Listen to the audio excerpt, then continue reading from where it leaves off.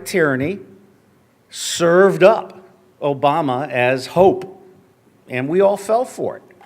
I mean, Obama has done shit that Dick Cheney would be embarrassed by, okay? And all the little progressives are going, oh, but he's black, so it's okay. Wrong, okay? So, fuck the crappies. Listen to the message. We have a two-party tyranny in this country, and that is the greatest enemy of the United States of America, period. Nothing else matters except this two-party tyranny. And as long as we have this two-party tyranny of crooks, and they're just lightweight crooks. I mean, you got a whole bunch of fat, pasty-faced white assholes that are basically crooks. And they're running this country, and they're discounting the Treasury by 95%. The bridge to nowhere, NSA, I love the keynote speech. I mean, that's the best description I've ever heard of how the US government basically keeps the problem going so the money will keep flowing. And what they're not telling you is that the printing presses are going 24 hours a day. We're borrowing $1 trillion a year in fake digital money. And basically, these guys are going to go until we burn the Capitol down. And Occupy blew it. So do I have a question anywhere? Is there a microphone for questions? I'm not going to sit here and talk extemporaneously for 2 hours. I was Yes. wondering, so you talk a lot about big data and open source intelligence. What are your thoughts on, first of all, what do they call it? Intellipedia, the shared thing that at least is High something? school crap. Okay. What are your thoughts about In-Q-Tel? Freshman in college. You know, I got to tell you, I used to run a conference until it was stolen from me by Elliot Jardines, a dishonorable little shit. He was made the assistant deputy director of national intelligence for open source, and the reason he was picked was he was a sergeant who was housebroken and couldn't intimidate a fly, and second, they didn't want me. And he made me two promises. One was that he would not create a conference that would compete with the one that I had been running for 17 years. And the other was that he would let me help him. And he self-destructed in 2 years, but he took me down with him.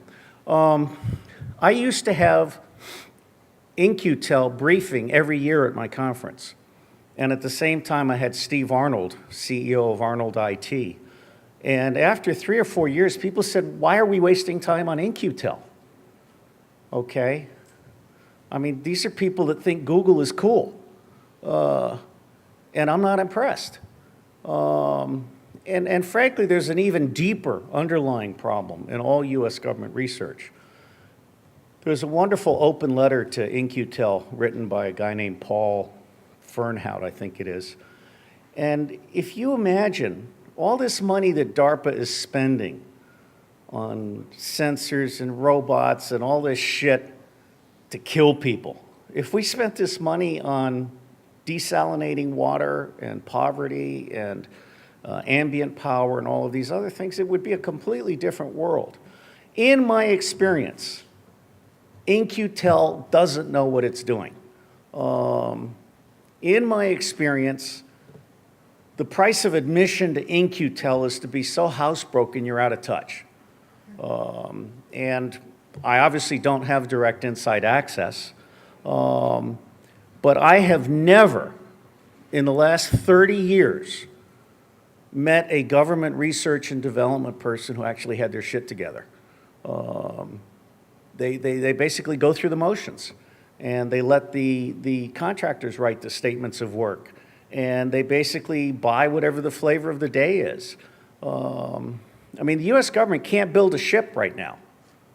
All of the airplanes in the inventory in the Department of Defense are absolute, utter disasters. I mean, one of them is killing pilots. It's oxygen deprivation. And nobody thought about all the toxic chemicals that come with stealth. You know, one of the things I'm big on is true cost economics. There is nothing economical about the US government. And in Iraq, I mentioned this before, the Fallujah babies. We have put so much depleted uranium down in Afghanistan and Iraq, and so many other toxic chemical combinations, that not only the indigenous people, but our own troops are going to be suffering for decades to come. We have 18 suicides a day right now among our veterans. 18. All right? How can any country not know that and not feel the cognitive disconnect? The U.S. intelligence community, of which In-Q-Tel is a part, is spending between $80 and $100 billion a year. Okay? Now, General Tony Zinni sinks scent, and I'm sure he regrets the day I ever heard it, but Tony Zinni is on record as saying that as commander of CENTCOM, he got less than 4%, 4% at best of what he needed to know. And most of you know I've been fighting the U.S. government since 1988 for an open source agency. We may be getting closer to that day, but it will not be part of the intelligence community. I've written an article in Counterpunch called Intelligence for the President and Everyone Else. It's a fairly straightforward piece. But turning back to the keynote, and if you didn't hear the keynote guy, go buy the tape. It's surely worth $10. The DVD. He laid it all out. The U.S. government is not here to serve you. The U.S. government, which is good people trapped in a bad system, is all about spending money for stakeholders, and it doesn't matter what the money buys as long as Congress gets a 5% kickback. And that's the standard kickback on the Hill. You don't need a napkin. Cunningham was just a little sleazier than the rest of them. 5% earmarked. Back to you. So, any other questions here? Any thoughts about doors and their tendency to revolve? It's a very profound question. I'd like to refer you to Will and Ariel Durant's The Story of Civilization in 11 volumes. Well, I mean, between government and... Oh, that revolving. I'm sorry. Here I thought you were being a smartass. All the other smart people thought so too. Okay, so revolving doors. Yes, that's a great question because I've learned a lot in the last 10 or 15 years, and I think that Robert McNamara and Bill Colby and I are examples of people who learn more after they leave government than when they were in government. First off, if I were God and you quit the government to go work for a contractor, you would lose your clearances. And you would not come back to work as a contractor for the U.S. government. One of the things we've done over the last few years with all this outsourcing and this corrupt money practice is we've diminished the capacity of the government to think. In-Q-Tel is a minor example. CIA analysts, they're children. And the assumption is still that because they're being spoon-fed secrets, they're somehow going to intuit crap. Well, I still remember the Queen of Sheba that went to the Netherlands. They're still laughing at her. She stormed into the Netherlands thinking she was great because she was the Dutch analyst. And inside of 5 minutes, they knew she didn't speak Dutch. She'd never read a Dutch history book in any language. And she had no fucking clue what was going on in the Netherlands. You can't substitute technology for thinking. And the U.S. government has become stupid, as well as unethical at the highest levels. I mean, what we're doing with rendition and extrajudicial killing and drones, and this is all crap. I mean, CIA should be burned to the ground and salt plowed in. They've got 2,000 people there whose sole job is to figure out how to target a drone to kill a bus driver taking a crap by the side of the road. Okay, because that's the signature. Oh, he's crouching by the side of the road. He must be planting an IED, an improvised electronic device. Come on. Nobody is holding us accountable for being decent human beings or thoughtful human beings. So revolving door, I personally feel that people should be incentivized to work a full career in government, and they should lose their retirement pay if they work for a contractor, period. It's time we had a government of, by, and for the people, not a government that is a stop. And look at Congress. All of these congressmen are millionaires by the end of their first term, And all of them now are actually planning for post-Congress K Street lobbyist jobs. I mean, if I were God, Congress would be like jury duty. We would randomly select from among the citizens, because I absolutely guarantee you, any one of you in this room would be a better congressman than the shit we have today. And so revolving doors got to go.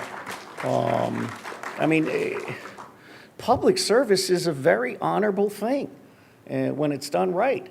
So to take your serious questions seriously, slam that fucker on their dicks and lock it down. The women are, of course, perfect. We won't go there. Okay. Do we still have the Robert Steele drinking game? No? Oh, this is a whole new generation. God. Lightweights. Okay. Another question. Yes, sir.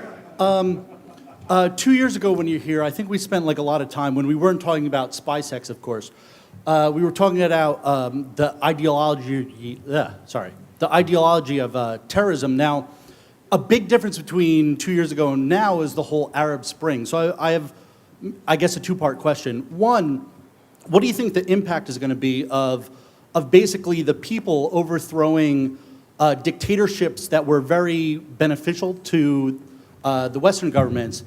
And then two, I know there's a big push there for democracy right now. Is it going to be the representative democracy where the minorities and the little people are okay, or is it going to be the type of tyranny of the majority against the minority type of democracy? And whatever comments you have on that would be great. Thanks. Okay.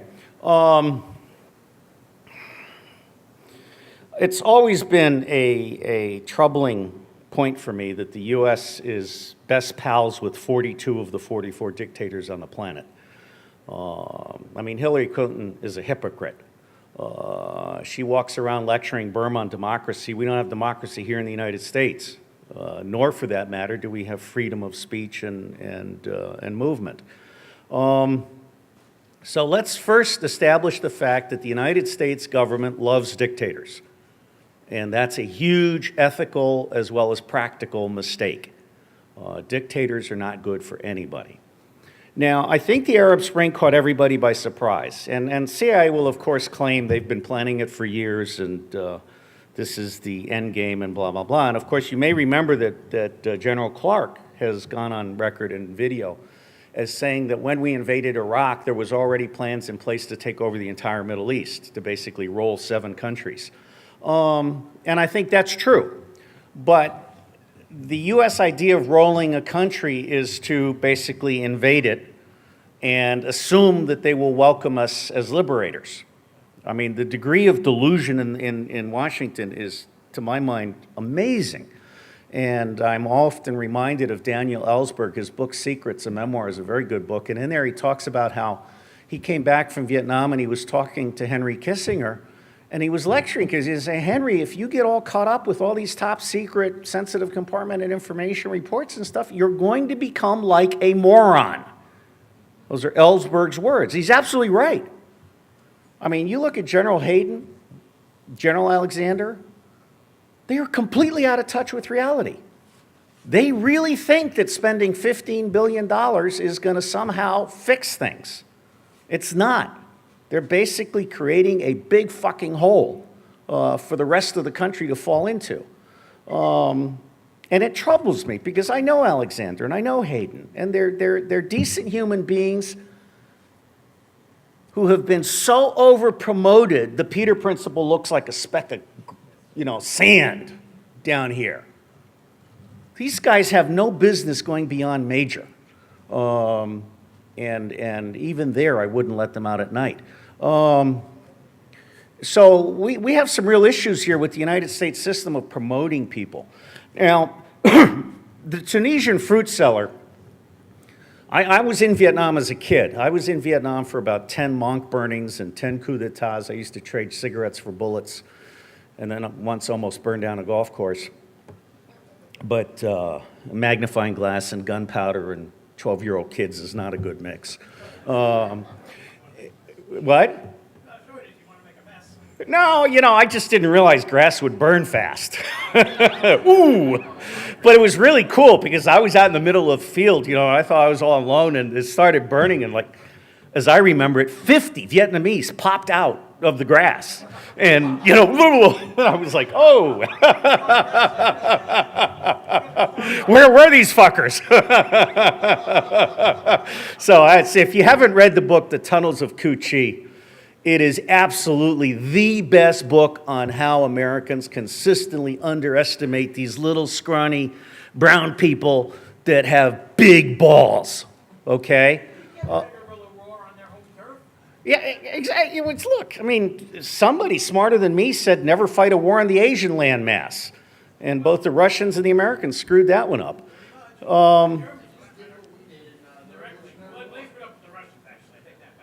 Yeah, but the bottom line here is we are spending so much time, and there's a lot of good books on how Lockheed Martin actually created the Cold War. But coming back to this thing about the Arab Spring, it's not going to be a traditional democracy. And one of the reasons it's not going to be a traditional democracy is because there are some cultural disconnects. Where we have failed, where the United States of America has failed since we won the good war, World War II, is we have failed to focus on education, not only of our own people, but of everyone else. And so what you have right now is religious zealotry as a substitute for education.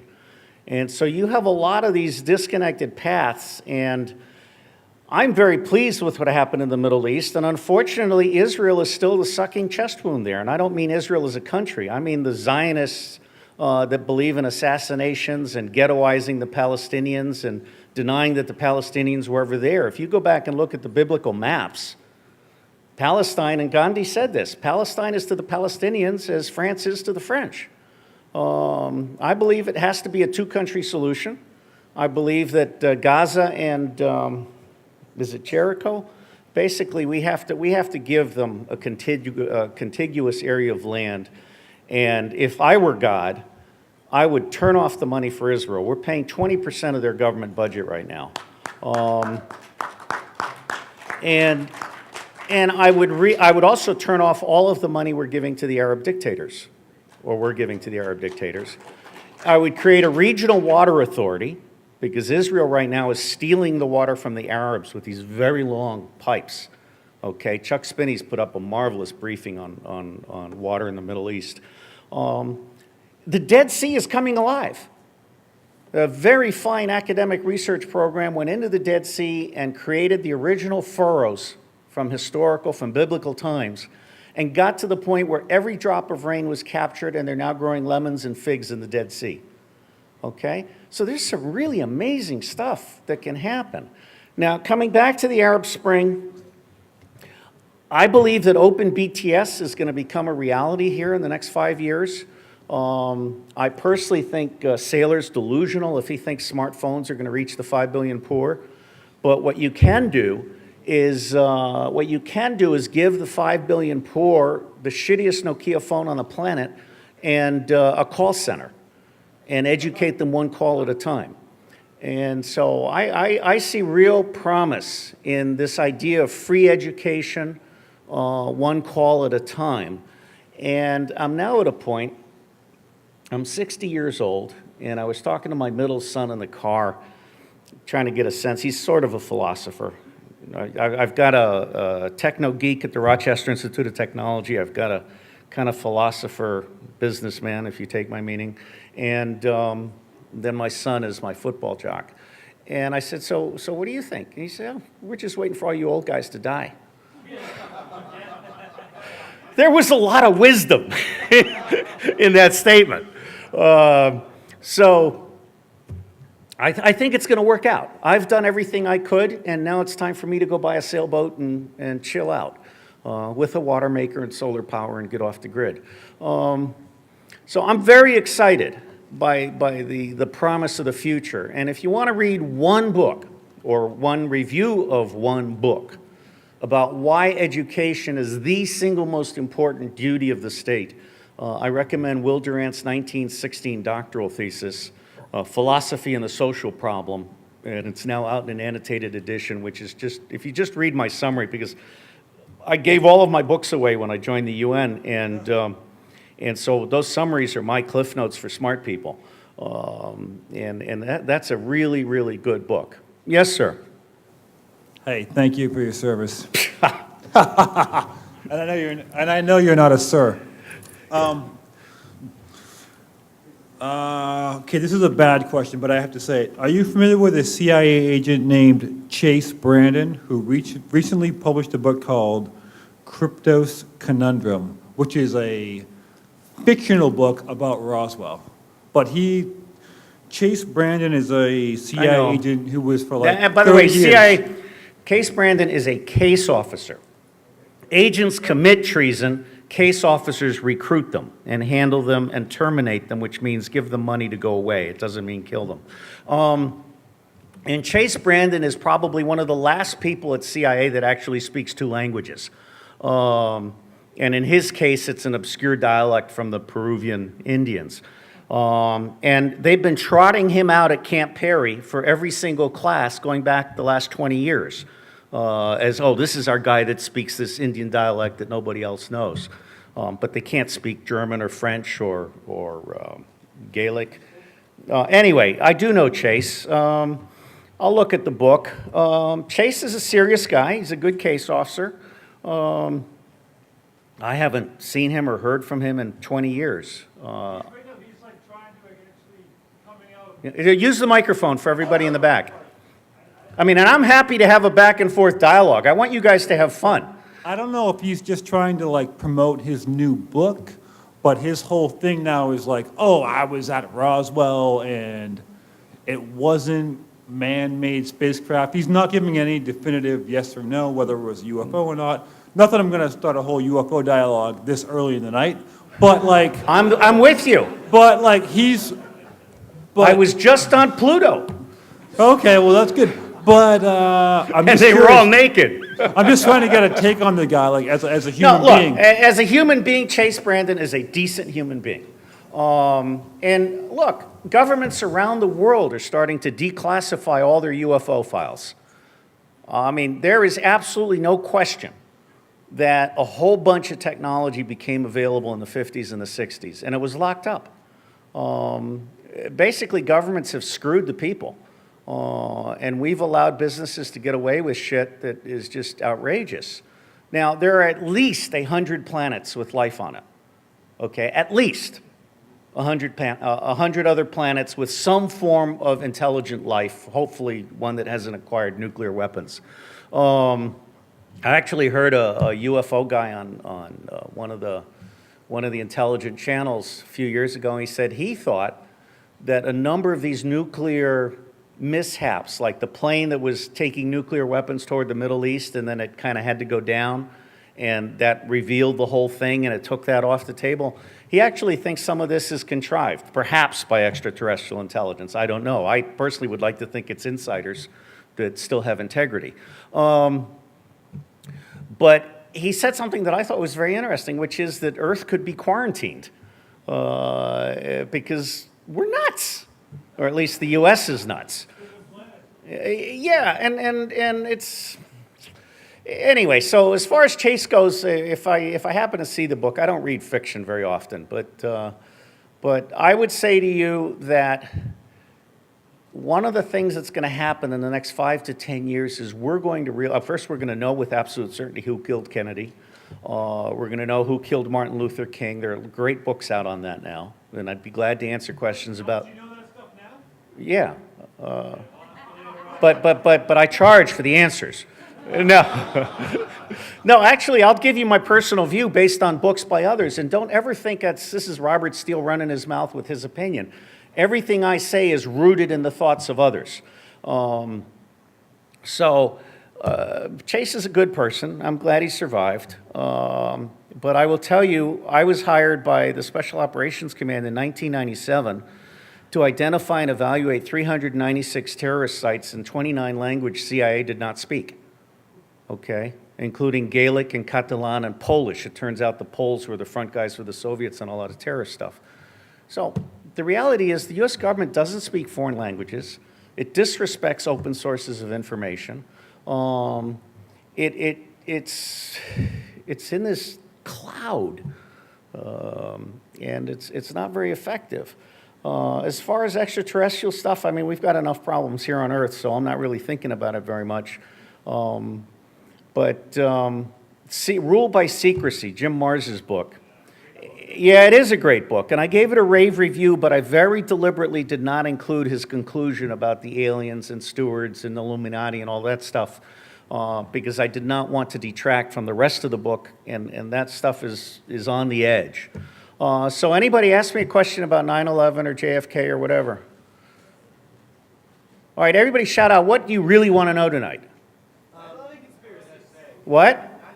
9/11 conspiracy. It's not a conspiracy if it's true. You know, 2 years ago, no, it wasn't you guys. I spoke in New York a couple years ago. I said, look, what I want is Larry Silverstein's calendar for the 90 days before 9/11. You give me that calendar, I will nail his ass to the wall, okay? Larry Silverstein is the key to all of this. And if citizen investigative journalism can identify every move by Larry Silverstein, every call, every trip, whatever, in the 90 days prior to 9/11, you've got the whole thing. Yes, sir. Along the same lines as the Arab Spring, it seems like Russia, which, you know, they had their revolt in the 90s and went to a more democratic society, it seems like a good portion of the population wants to go back to like a authoritative society. And, you know, right now there's protests against it, but it doesn't seem to be like a vast majority of the population. I don't know, whatever commentary you have on what's going on in Russia. People want structure. I gave a ride to a Marine one day at Camp Pendleton. Gave him a ride to the gate, and he was Hispanic, and we were talking Spanish. That's what Hispanics talk. And I said, how do you like it? And he said, sir, I got too much free time. Because, you know, you go through boot camp, and every minute of every day is programmed, and you come out of boot camp a rock, okay? I mean, your body is godly. But then you get into the FMF, and you end up sitting around for 3 or 4 hours. Guys start drinking. The better ones start copying music and doing other things. And the bottom line is the military is very unstructured. It's got too much free time. Now, in Russia, you know, I got to tell you, I'm high on Putin. In the sense that I believe, let me just list the countries. And I said this to Scowcroft, and it went in one ear and out the other.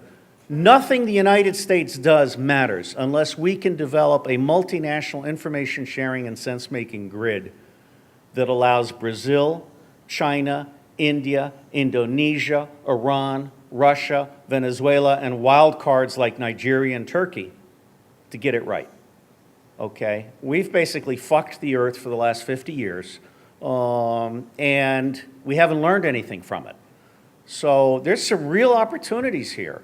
And I believe that the shortest path to a prosperous world at peace is to give every single one of the 5 billion poor a free cell phone for life. Then before I lost everything in the crash, I funded the Earth Intelligence Network, and that was our basic conclusion. There isn't enough money on the planet to confiscate and redistribute. It doesn't work that way. You literally have to create a shitload of new wealth, and you also have to eradicate waste. I mean, Jay-Z might be here. Liskowitz, are you in here?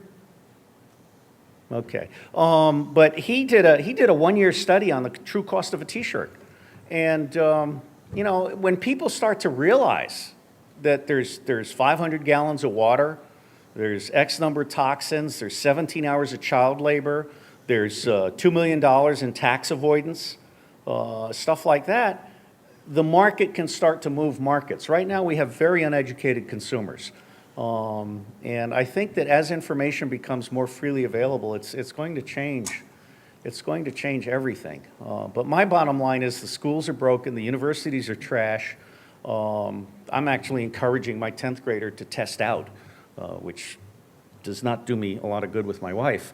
But he's right. School is He's got better things to do with his time. Sir.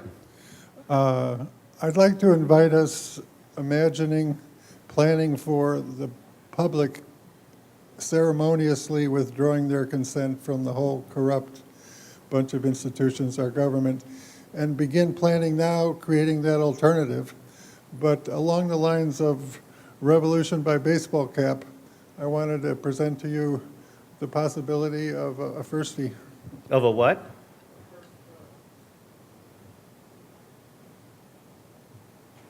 Let's replace our corrupt government. Replace is a very nice word. Thank you. When I spoke to Occupy, I was hoping that we could get to a general strike.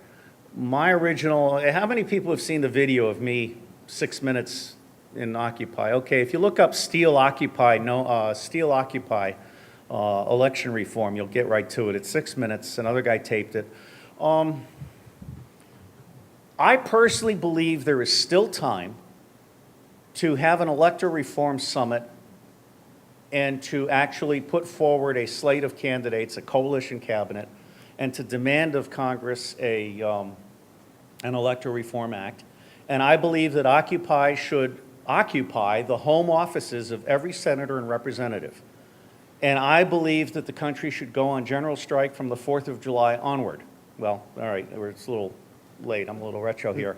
But I believe that the country can and should go on a general strike. You know, you want to see a day without Mexicans, how about a day without white people? This is going to be serious. And again, I stress, the government is good people trapped in a bad system. No one ever gets fired from the government. I've been reading a lot of RFPs lately, and I'm reading all the things that they're saying the contractor has to do. I'm saying, well, fine, what's the government doing? Evidently, the government is simply throwing money against the wall and hiring contractors willy-nilly. Sir. I was wondering your thoughts on the bin Laden assassination, and how they handled the body. Okay. I tried to tell Jim Fallows of the Atlantic Monthly that this was a fraud. He didn't talk to me for 6 months. But I will tell you that I'm pretty sure bin Laden died in 2001. And we've had like 6 bin Ladens since then. And if you look at the photos of the various bin Ladens, I mean, there's a little chubby-cheeked guy, and you know, and finally, of course, we have Bean Laden and Bert Laden. I'm pretty sure bin Laden died in 2001. One of the things people don't realize is that 1 year prior to this so-called operation, and the idiocy of all concerned is just beyond belief. 1 year prior to this Atlabad operation, Blackwater was known to be in that town and moving around. And every Pakistani in that town knew that Blackwater was in town. I believe they were in town to set up a couple of safe houses. And it doesn't occur to these guys that a big hulking asshole with tattoos somehow stands out in Pakistan. But I believe that they set up this safe house, and this is my personal speculation. I believe they set up this safe house, they brought in a guy that was bin Laden's height, and they set him up there with wives and kids and stuff, and they basically lied to the Joint Special Operations Command and got the Joint Special Operations Command to do something which is totally fucking insane, which is fly a long way from a land country to another land country with a bunch of SEALs who don't do well when they're very far from water. And, you know, what is going on here? So I think it was insane. And all of this so-called treasure trove of intelligence, bullshit. So I actually think that the president and the Pentagon were deceived. I personally believe that CIA, and when I say CIA, you got to remember there's at least 5 CIAs. And within CIA, there are individuals who believe they're above the law. And that probably certainly includes Leon Panetta. And so I believe this was all set up as a politically oriented masterstroke, and it just went nuts. I mean, first off, you can't do a DNA test in less than 12 hours, okay? And the idea that they were able to do a DNA test and confirm the body, this is all crap. And then to have the body disappear into the ocean? Come on. Who are we kidding? If it really was bin Laden, they'd have his head on a fucking spike in front of the White House. So my personal view is this was a massive fabrication. I do not believe that JSOG was a party to the fabrication. I take them very seriously. I think they're good people who do the best they can. But intel in this town sucks. When it's too good to be true, it probably is. Another question. So how much of this do you think is actually just endemic of the fact that we've transitioned to a service-based society and that we're not holding our service provider accountable for what we should be getting? So service providers in general will always provide you the bare minimum service that they can at the lowest cost that they can, despite no matter what you actually paid for. You know, if you buy internet service from Verizon, they're going to try to give you the minimum amount of bandwidth that they can to satisfy what what you bought from them. And if you don't check, who's to know what that you're getting what you're getting? If the society at large is not actually holding our government accountable for what they're doing, then even violent revolution is not going to really change that if the actual people in the society don't want to think about or really know about anything that happens and hold their service provider accountable for the services that they're getting. So I mean, like even the government contractors thing, that's because a lot of that's because Congress has frozen pay in DOD for God knows how long, and they're jumping ship to get higher pay. Well, I will tell you candidly, I think government is overpaid. I mean, upper government, certainly like the executive branch, but the grunts, the students that come in that do the beyond work. GS-13, I think we're making too much money. And the SESs are picking up $20,000 bonuses once a quarter. CIA had so much money it couldn't spend that it created 21 companies, cover companies, and had to close 20 of them because they don't know how to run a business. This is all open source. If there's anyone here from the Defense Office of Hearings and Appeals, I assure you I'm not saying anything secret. And they started paying living allowances for all of their people across the United States of America, which has never been done in the past. What? Is someone having an orgasm back there? I mean, I don't want to miss it. Okay, so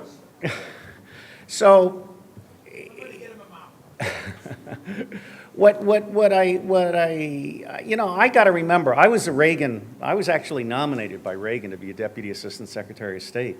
And I had no idea the shit that was going on. I had no idea that borrowing $1 trillion a year started in the Reagan administration. So I've been very tuned out. And we have a real problem because the entire corporate media is completely captive. I mean, once in a while, I stumble across CNN when Gupta is sitting there with his charismatic face asking really fucking stupid questions. I mean, and he's the most intelligent of all of them. The media that we have today, I mean, I read the New York Times and people forget. I mean, the New York Times reporters, it's like no one's checking them to actually connect to stuff that happened 50 years ago or 25 years ago, even 5 years ago.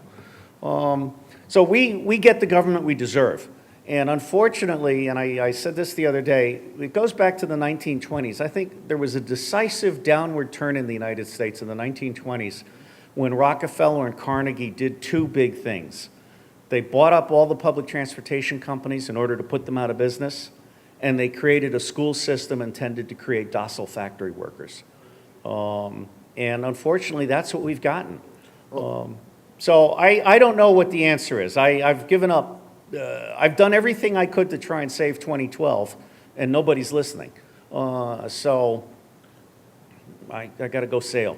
Bottom line here is if and when the public gets smart, it could start thinking about things like tax boycotts.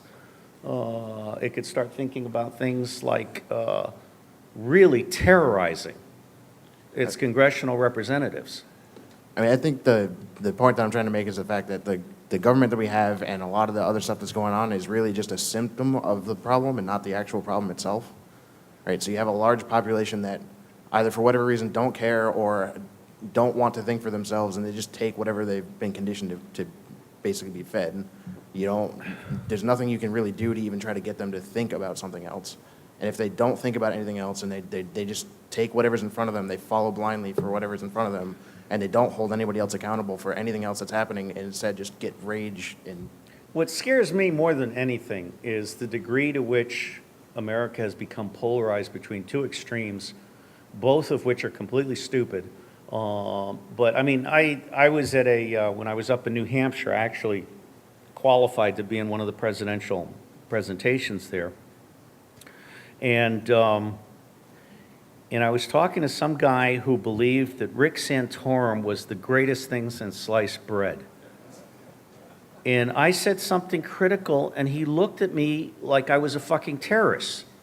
And I realized this guy is an idiot, dressed up to look like a rich businessman. And we've got too many of these people in the United States.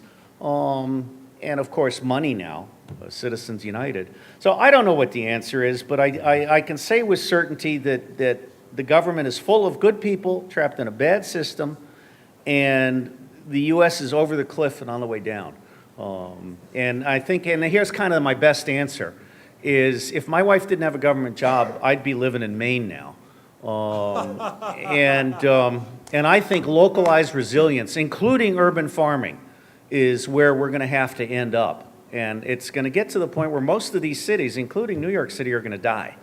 New York City probably should become 5 different cities with big swaths of restored agriculture between them. Sir? Buddy of mine turned me on this a couple months ago. What are your thoughts on the chemtrail conspiracy stuff? I am not well enough informed to really render a judgment, other than to say that I've been persuaded that fluoride was a huge mistake. I would agree on that. And again, Herman Daly's an old one-armed professor now out of the University of Maryland. He's emeritus. He's the guy who invented true cost economics, and I recommend all of his books, including his Ecological Economics Primer. If you're a thinking human being who is willing to actually look for the truth, you can tell what the true cost is of everything. I mean, there's a book called Pandora's Poison, which is what's the price we pay for having chlorine and plastic as the basis for our entire civilization. There are a whole bunch of books on toxins and all your household goods and stuff like that.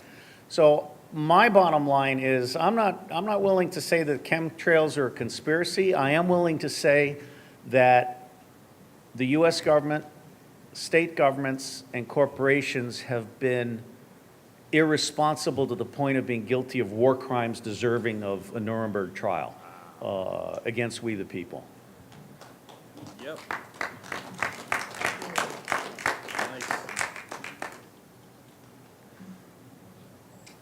Thank you for your service.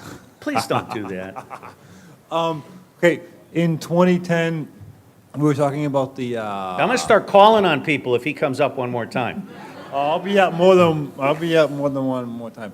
The bee collapse we were talking about in 2010 about the colony bee collapse thing, and you were at that point you were saying it was due to cell phone towers, but it seems to be it's actually due to Monsanto, MSO, that stuff killing those bees. So, can you tell us anything about Monsanto and killing the bees and how awful is Monsanto? Go. I love Monsanto. I mean, they're a national treasure. The concept of a suicidal seed is so mind-boggling to me. I mean, one of the problems we're having is that Monsanto seeds are spreading over to farmers that don't want them. And Monsanto is basically using the law. I mean, part of the problem we have in the U.S. today is that the law is out of control. The Supreme Court has completely lost it.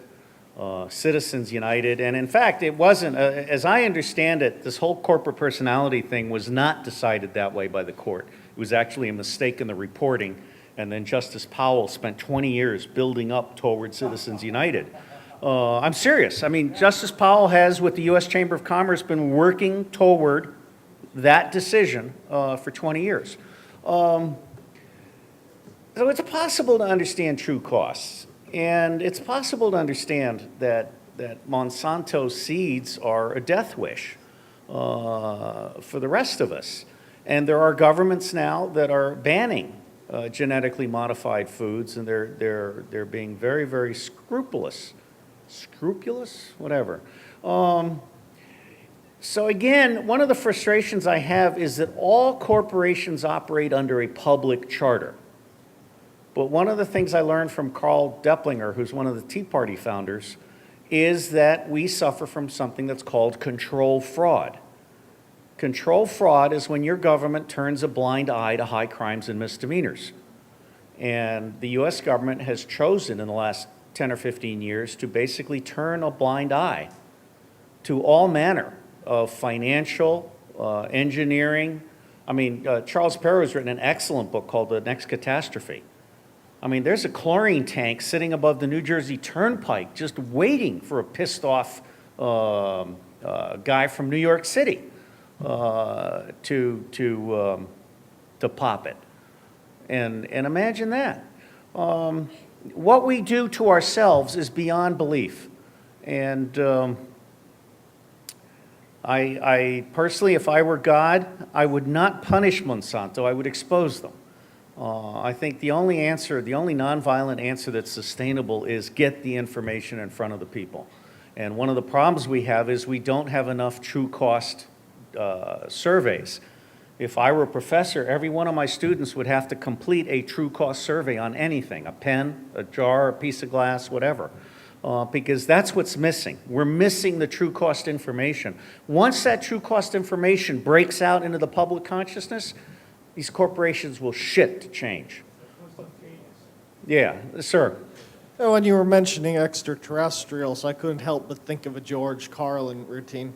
He's going, in the not too distant past, we were crucifying each other, conducting human sacrifices, setting ourselves on fire, and continue to do some pretty atrocious things to each other. But we're still in the dark as to why aliens don't want to come on down and visit us. They're here in this room. And I know their names. What do you consider the most benign source of concentrated energy to replace petroleum as we pass peak oil, especially with China and India coming online? There seem to be problems with most of the options. Mountaintop strip mining, removal strip mining is bad. Right. There's the first coal, tar sands are bad. Nukes can give us what we had in Japan. Demand has collapsed in the United States. I mean, Keystone is a fraud because what Keystone is all about is basically using water we don't have to flush tar sands and then piping this crap all the way across the United States instead of building a refinery there so that the old legacy refineries can refine this crap and export it, okay? There is absolutely nothing in Keystone that has anything to do with domestic demand, all right? And, you know, Congress knows this, but anyway, my answer is decentralized, localized energy production. These wind farms are idiocy, but local wind and local solar power and creating neighborhood grids and of course redesigning stuff. You know, I was starting to say earlier, I'm a real fan of Russell Akoff and Buckminster Fuller. And Akoff on design and Buckminster Fuller on design is really spectacular. When you really think about it, it's possible to build a house that has self-contained sewage and self-contained water and can be powered completely with whatever renewable sources are in that particular neighborhood.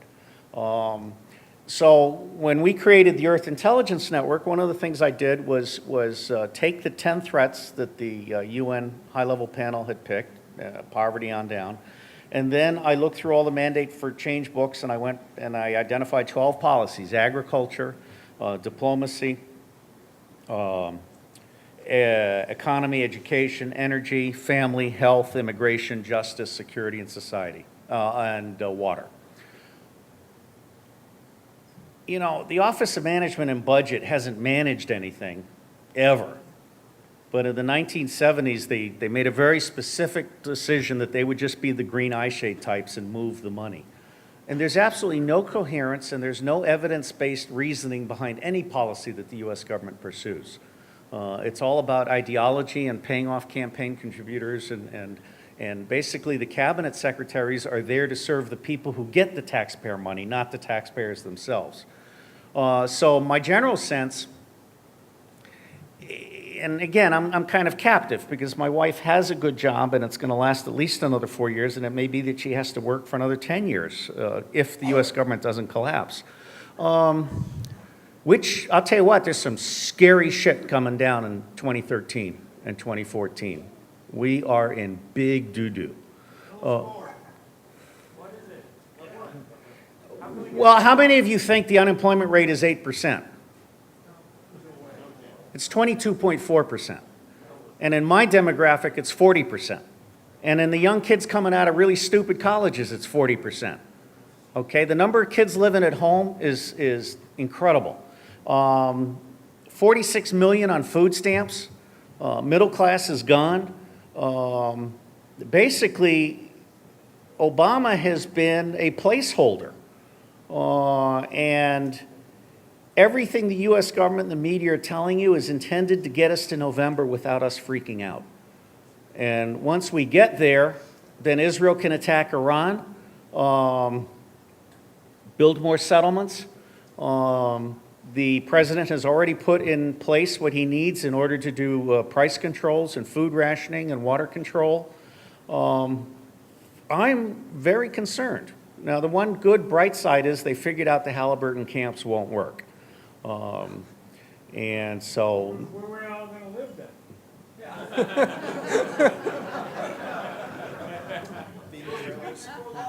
We're going to start a war and we're going to lower our standards. Fat old guys can still join. Well, I don't know, but I'm very concerned. I think 2013, 2014 are going to be perhaps catalysts for mass action. I don't know. I really don't. What I do know is the government is lying to us today about virtually everything. You know, that's a problem. There's a guy in New York, Bob Seabird or something. He says, no matter how ugly it is, until you get the truth on the table, you can't deal with it. Well, Washington is all about postponing decisive action and postponing decisive understanding. You really have got to get a grip on reality if you want to sustain. Follow up? Yeah, on the UFO topic, John B. Alexander and Richard Dolan are in consensus that there is some sort of genuine extraordinary phenomenon going on involving machines not built by any nation of this world that have been turning up for decades. But they reach different conclusions about the role that the government is playing. John B. Alexander, who has many connections in aerospace, finds that every agency seems to think that another agency is the one that's centralized repository for the information, and the conclusion he reaches that the government has bungled UFO research just like they bungled so much else, and nobody's actually in charge, and a lot of data is being lost on what is a genuinely significant phenomenon. Richard Dolan had done a very... Let's make it quick, because you got a long line behind had you. done a very level-headed study, regarded by many as like the best book on UFO, the history of the UFO phenomenon, and yet has recently claimed... Come to the point. Elaborate black budget projects, a breakaway civilization. Where do you stand?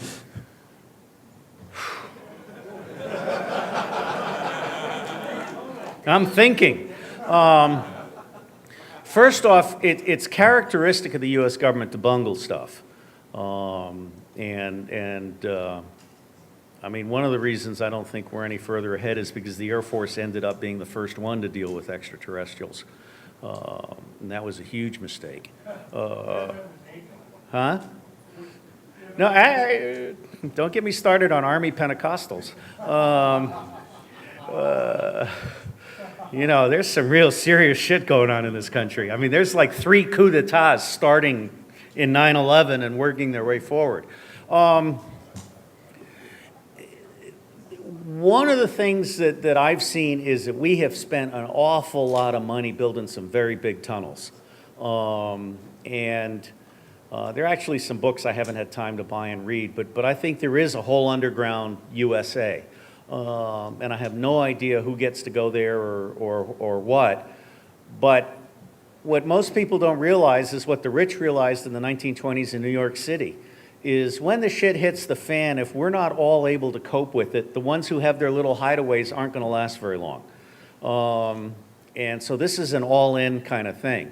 I would say that there are a number of very serious technologies, including energy weapons that vaporized the towers here in New York City,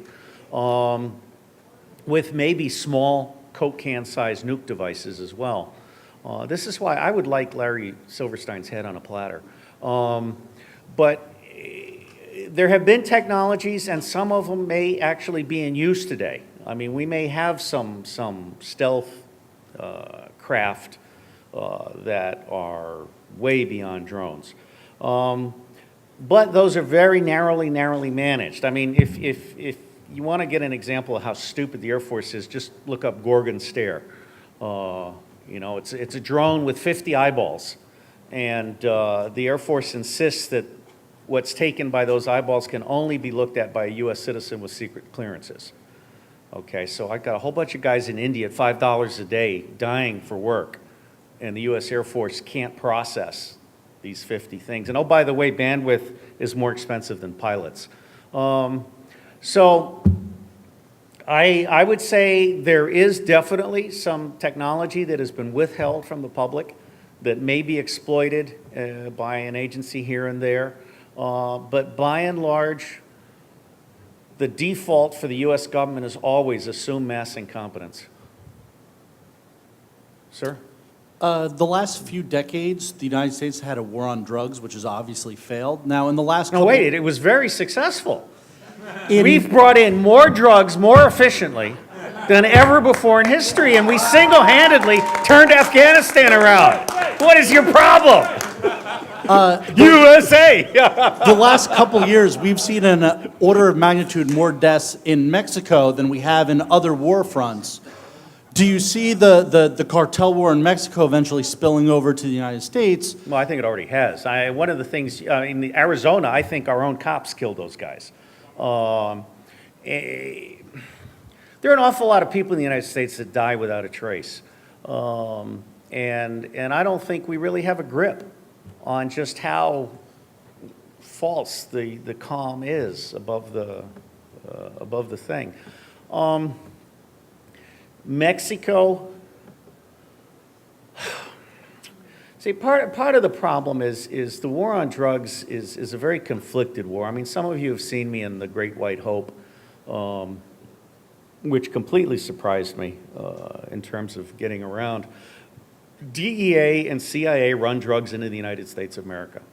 And they very specifically and deliberately let major drug dealers do whatever they want as a cost of doing business. So from where I sit, nothing happens in this country that isn't actually tacitly approved by the U.S. government. And so all of this stuff is part of keeping the people down. In Mexico, it's not just Mexico. When I was in Guatemala, we were starting to see all of the processing factories move up from Colombia and into Honduras and Nicaragua. Costa Rica is still holding them back, and this is a country without an army. So I don't know what the answer is, but I hope you own a gun. Do you think that the media is going to go from concentrating on the Middle East to concentrating on what's going on in The Central media doesn't America? have a brain. It can't concentrate on anything. I mean, there's no media in this country. In fact, even looking on the web, it's hard to find serious reporting on anything. I mean, I used to publish, it had 6,000 readers, including a bunch of national intelligence or national security councils, where we published a one-page summary with one line for each of the 10 threats, each of the 12 policies, and each of the demographics. And then we had one paragraph of, big highlights, headlines, and poverty, and all this stuff. As best I can see, there's nobody in the United States of America that is publishing anything truly intelligent or useful. And if I'm wrong, please tell me. Can anyone think of any information service that is useful and intelligent? NPR. Surely you jest. The Otto Reich NPR or the Karl Rove NPR? All right, sir. What are your top favorite conspiracies? I have no top favorite conspiracies, but I will tell you that JFK was killed with the complicity of elements of the U.S. government. Martin Luther King was killed by an Army sniper on detail to the Federal Bureau of Investigation. 9/11 was probably planned by the Pakistanis, and they got scared when the suggestion was made that one of the planes go into a nuclear plant. And so they came to Dick Cheney not expecting that he would embrace them with open arms. And I believe the Israeli Mossad told AIG and Goldman Sachs and Larry Silverstein. You do know the Mossad sent a crew from Israel to film the World Trade Center, okay? So 9 different countries are on record as having told us about the 9/11 attacks coming. The FBI had 2 different walk-ins, one in Newark, New Jersey, one in Orlando, Florida. They blew them off because the FBI mindset is that, all of these guys were, first off, they weren't all Saudis. They were different nationalities with Saudi passports. And I don't even know if there were hijackers on the airplanes. I mean, there's a lot that is not clear to me. But what I do know is everybody knew it was going to happen. Dick Cheney scheduled a nationwide counterterrorism exercise for 9/11. He scheduled this months in advance of 9/11. You don't just call the Pentagon one morning and say, we're going to do a national counterterrorism exercise. Okay, this is months of planning from the JCS level on down. So I believe, actually it was 2 weeks before. 2 weeks before, all of the power was turned off and the dogs were not allowed back in for the 2 weeks between the power going out and the buildings coming down. There's video evidence not only of dust after the fact of the drilling and placing of controlled demolitions, but there is also videos of all the bursts coming out. There's ample evidence now of all of the cell phone and firefighter calls of explosions at all levels. And so I believe the day will come when we will know that 9/11 was allowed to happen and was in fact, Giuliani apparently had all these trucks with GPSs ordered the night before. Okay, so this is really very serious stuff, and I'm truly amazed, despite all of the heroic effort of and I would emphasize that it was families of 9/11 that started questioning this, not hackers and conspiracy theorists and stuff like that. Yes, jump in. Yeah, well, what's your take on the gold that was missing out? Oh, yeah, lots of gold, lots of diamonds. And oh, by the way, every SEC file on every investigation against Wall Street just was crisped overnight. It doesn't get any better than that, okay? And AIG's offices could easily have been the end point, the control. I'm a little skeptical on all this hologram stuff and faking the airplanes and stuff like that. But I do know an airplane can't go through 14-inch, through steel beams that are 14 inches apart. And so the pilots for 9/11, the engineers for 9/11, the architects for 9/11s, I'm one of the intelligence officers for 9/11 Truth. It's like Goebbels or Hitler's big lie, Oh, Building 7 wasn't hit at all. And so, but it had the SEC files. Okay, so it's got to go. What about the artifacts under Building 6? I don't think it was a plane that hit the Pentagon. I think it was a missile.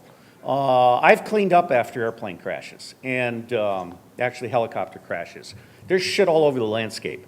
And when an airplane goes down, you have luggage and body parts and seats. And there were none, okay? All of the witnesses that said they saw the airplane were generally compromised, like the taxi driver's wife worked for the FBI. It's kind of cool, really. I mean, you know, the US government and everybody involved with this appears to have pulled off a major scam. And all the sheep are just going, bah, you know, so those aren't conspiracies, those are real.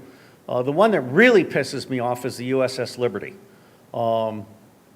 The Israelis attacked a USS ship that was on a listening mission, and they killed and maimed a number of our sailors, and then the US government told our sailors that if they ever spoke about it, they would be cashiered, dishonorable discharges, and lose their pensions.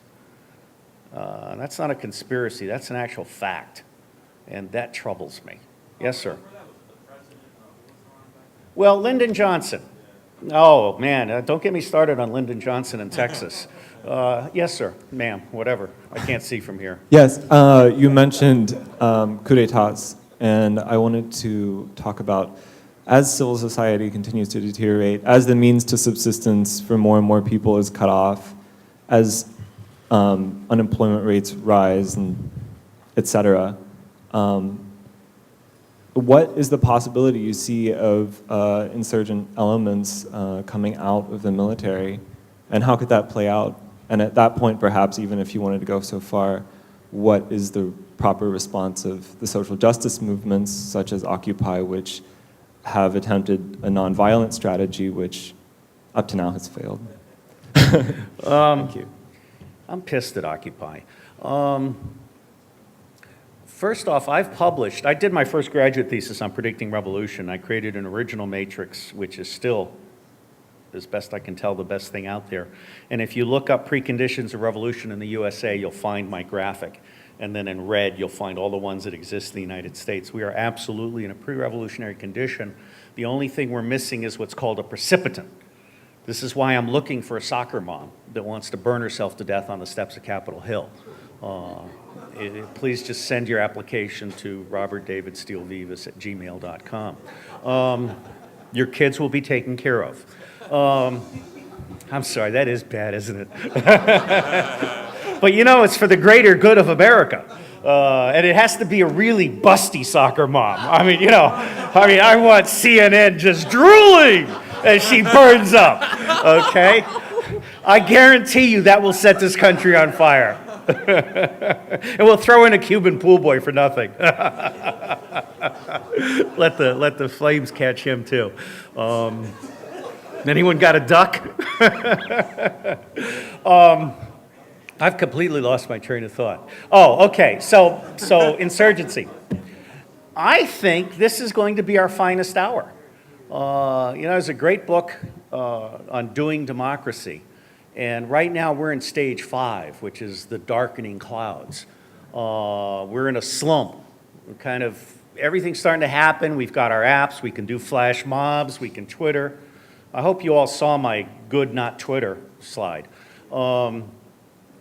And our finest hour is not going to be in violent opposition to the U.S. government. It's going to be in routing around the U.S. government, which is to say localized resilience and growing our own food and getting off of the transportation grid and literally dropping out and creating communities.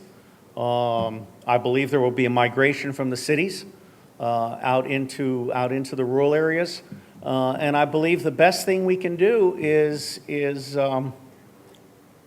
not fight. I don't think we can win a fight, but we can win a sustained strike.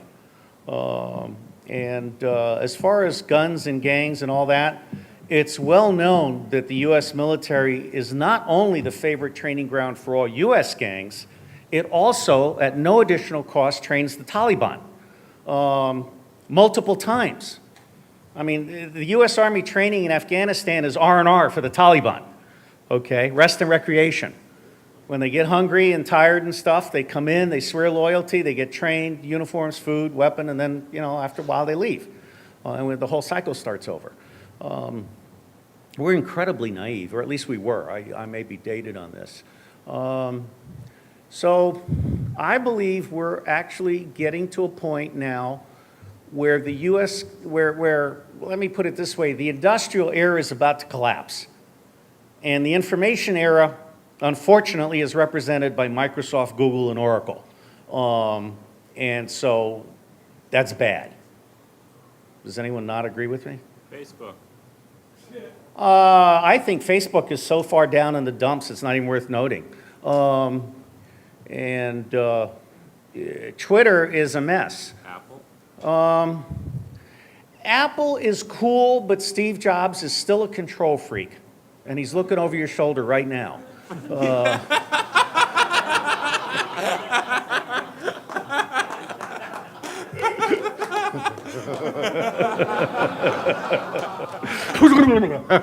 God damn it, I missed. Okay.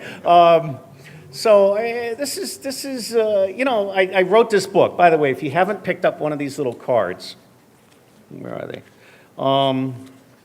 If you haven't picked up one of these little cards, do consider picking one up. It's got 2 URLs on the back. One is the URL for the book page with a lot of free stuff, and the other is a URL for like 26 jobs, including some computer forensics jobs and stuff.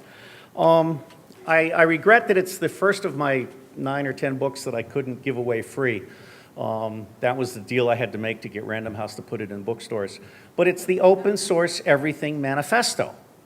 Okay, and the problem that I have, and I love Richard Stallman, but he's autistic in a lot of ways when it comes to open source. You ever want to get him to leave the table, just start saying open source, open source, open source, open source. Poof, he like vanishes.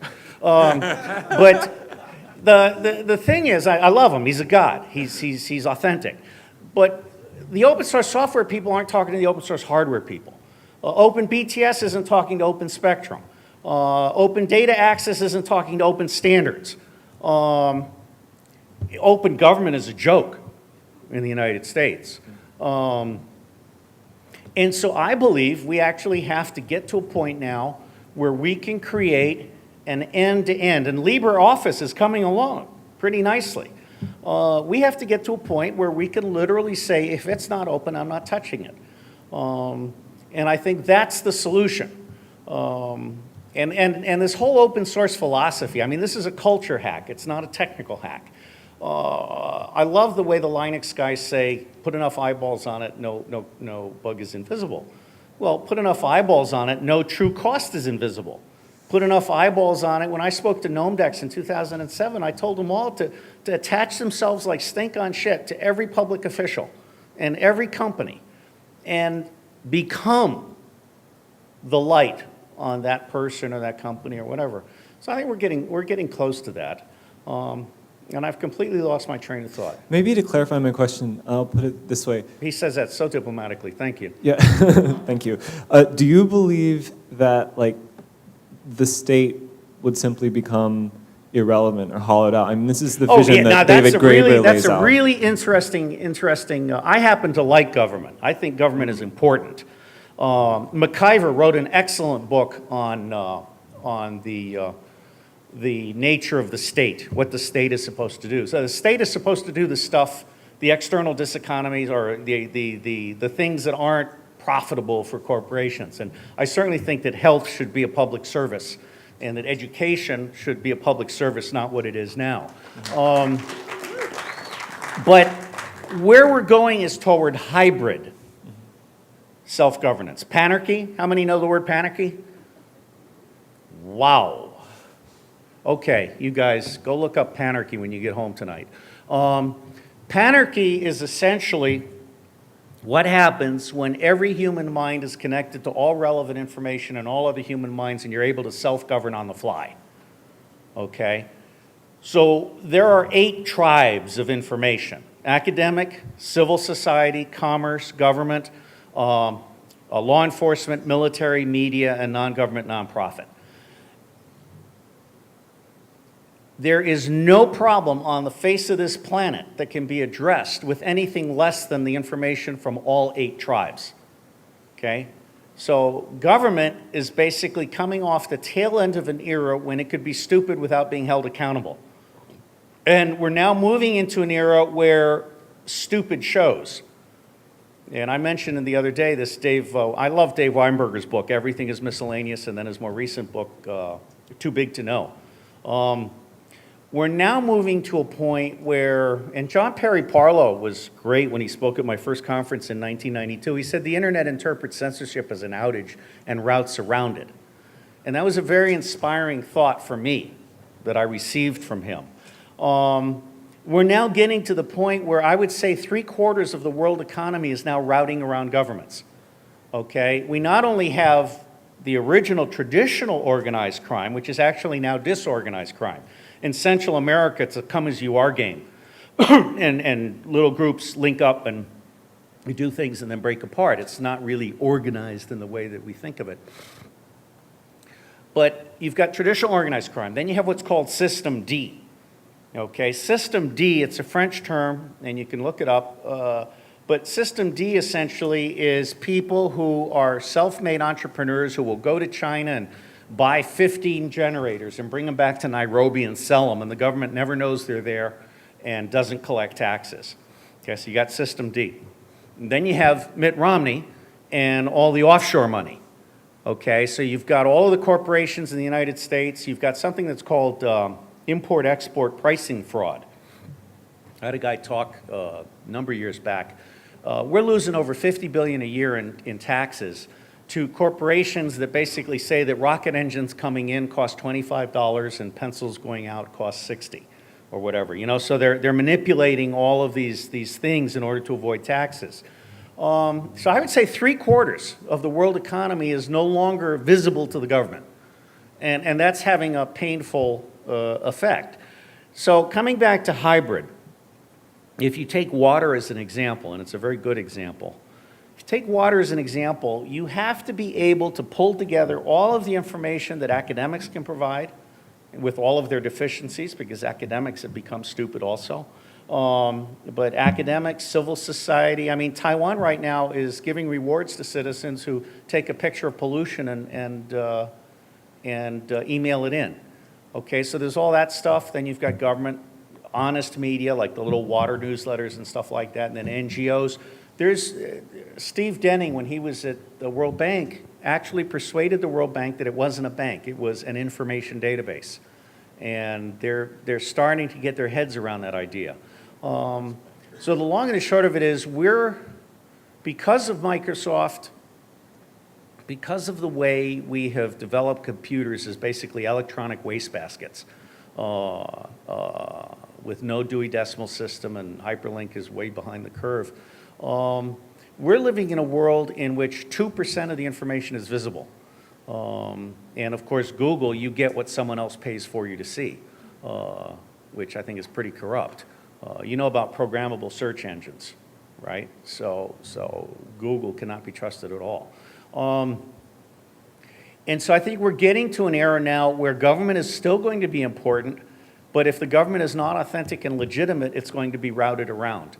And I think what we have to focus now on is it doesn't matter who brings the information to the table, as long as the information is authentic and can be accepted and validated and acted on, then I think we're moving into an era of self-governance, and we will push the envelope. People are going to start self-organizing to get neighborhood power solutions and neighborhood water solutions. I mean, when I grew up in Asia, every house had a water catchment system and a big thing of water. These days, every house in New Hampshire that's built has a generator built in. So government right now is a failure. But I believe in government. It's got to do certain important things, but if it doesn't have its integrity, then it's worse than having a government. Okay? Yes, sir. Your big argument seems get more information out there and things will sort themselves out.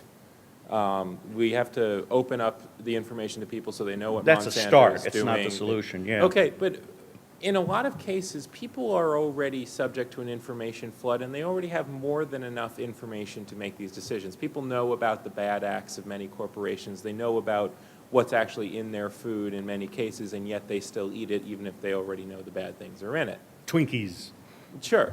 So there's a large portion of the population that won't actively do this sort of thing for themselves, and adding more information to the pile won't change anything for those people. Yeah, and this is where we come into visualization.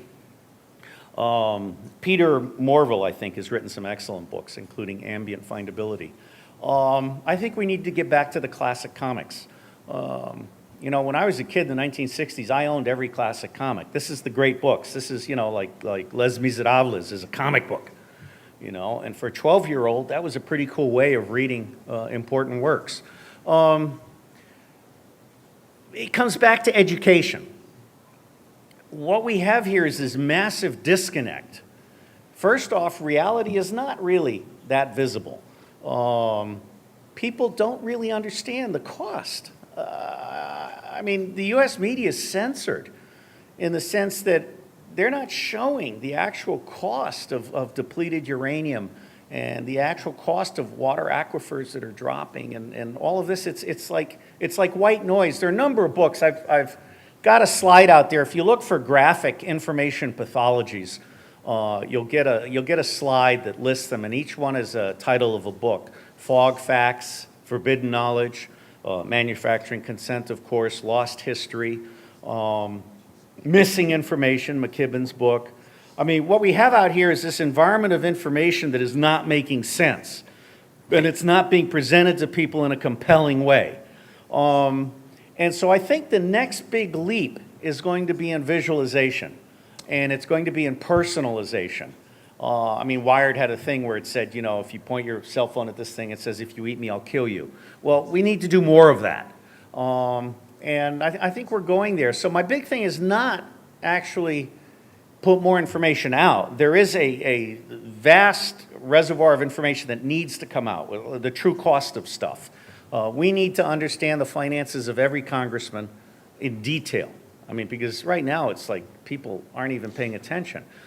But more importantly, we need to, I have a chapter, if you look for 2012 preprint, The Craft of Intelligence. It's a chapter that was commissioned by Routledge for a book that's coming out in February of 2013, and it's called The Routledge Companion for Intelligence Studies. And so 2012 preprint, The Craft of Intelligence. And what I talk about is the third era of intelligence. The first era was secret war, and that's what CIA is still doing, okay? The second era was strategic analytics, Sherman Kent, only he got blown away by the clandestine service. And Harry Truman's on record in 1968 as saying he never, ever imagined CIA getting to the point where it had gotten. The third era is the era that I've been beating the drum on since 1992 or so. I did a whole earth article on ethics, ecology, evolution, and intelligence, and alternative paradigm. And then in 1995, I did an article for Government Information Quarterly on the smart nation.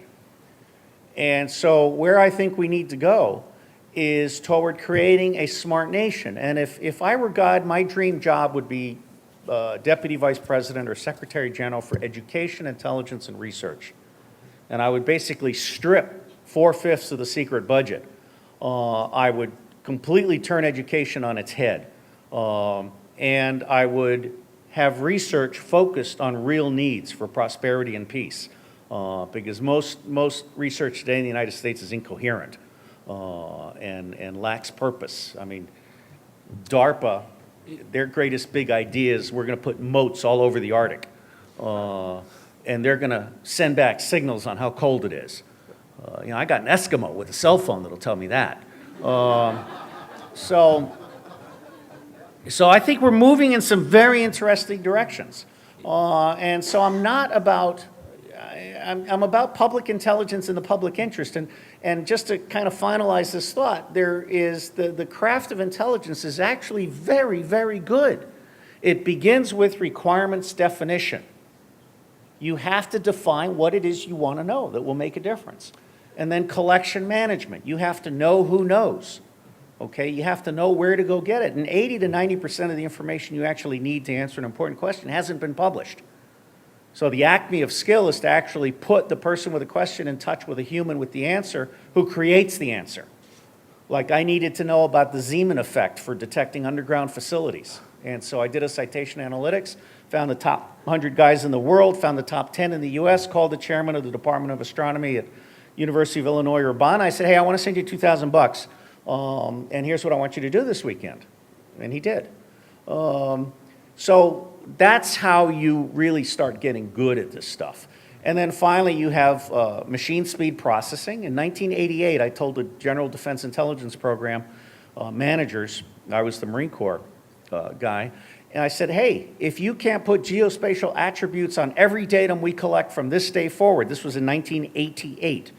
I also wrote the cybersecurity letter in 1994 that was ignored by the White House. You can look that up as 1994 Sounding the Alarm. It's a great letter. I mean, Wynne Schwartau, Jim Anderson from NSA, and Bill Kiley from Australia, we said, we got to start spending $1 billion on cybersecurity, only it has to be everybody, not just whatever. And then finally, presentation, dissemination, all this stuff. So the process of intelligence is a very useful, important process.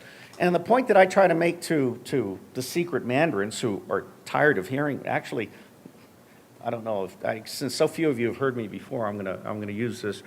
I was invited to speak once again by a general officer to a bunch of people. I said, aren't they tired of hearing from me?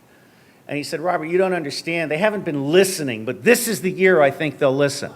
Okay? So I've been doing this over and over and over and over and over again, and I keep waiting for somebody to actually listen. No, I'm not actually. I found a sailboat. I just have to go get it. It's in Panama. I'm thinking about crowdsourcing it, by the way. I need $100,000 or someone with a perfect credit record, and I have the money. I'm serious. I'm serious. How do you Well, there's probably, I know there's at least still one virgin in Kansas. So, there is. But how do you crowdsource a sailboat, It's got 4 cabins. I could sell each cabin for $25,000. Each cabin has its own head. But this boat, it was built by the French in 1993, and so when I went to check it out in Panama, the doors are like for skinny French people back in the 1990s, okay? And this is me going in sideways on this thing. Anyway, but you know what? I'm actually at a very calm place. I'm hitting 60 this month, and I'm at a very calm place. I've done what I can. And I'm seeing good things. I've produced 3 boys that are each different in their own way.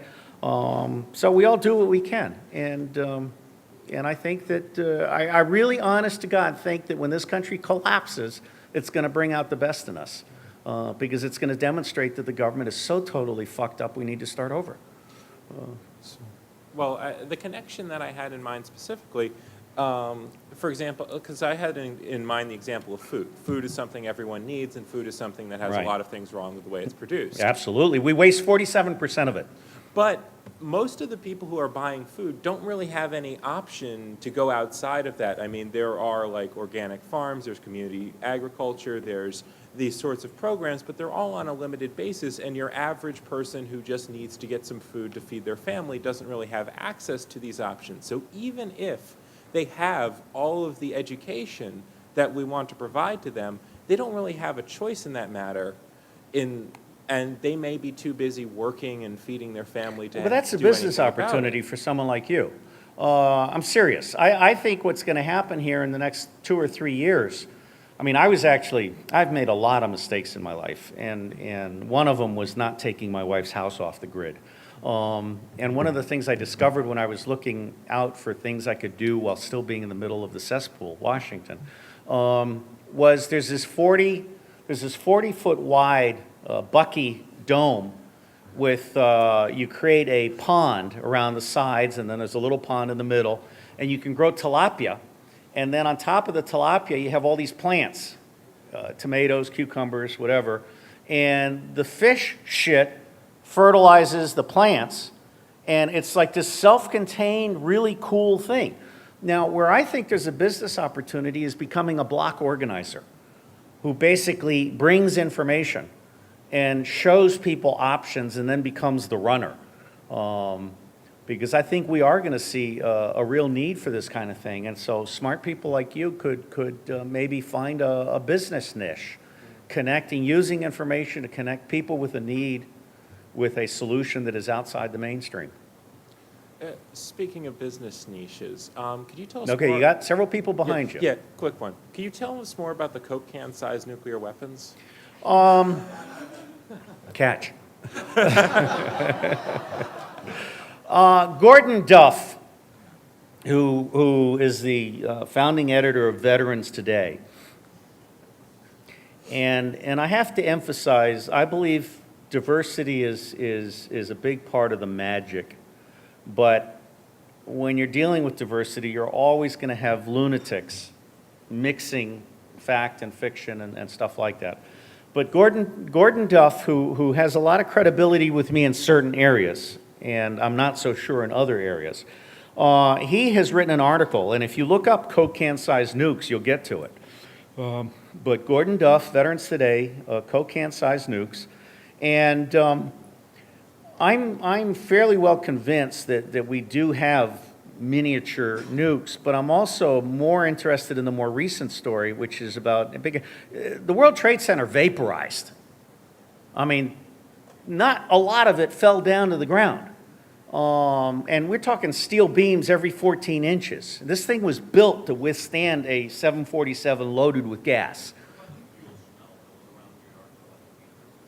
That's a good question, and I don't know the answer other than to say that a smart planner would plan for that. I mean, just like the Pentagon had a few airplane pieces, but you know every airplane piece, no matter how small, has a number on it, okay? And the airplane pieces of the Pentagon did not track, and we've actually found a couple of the planes since then, still flying.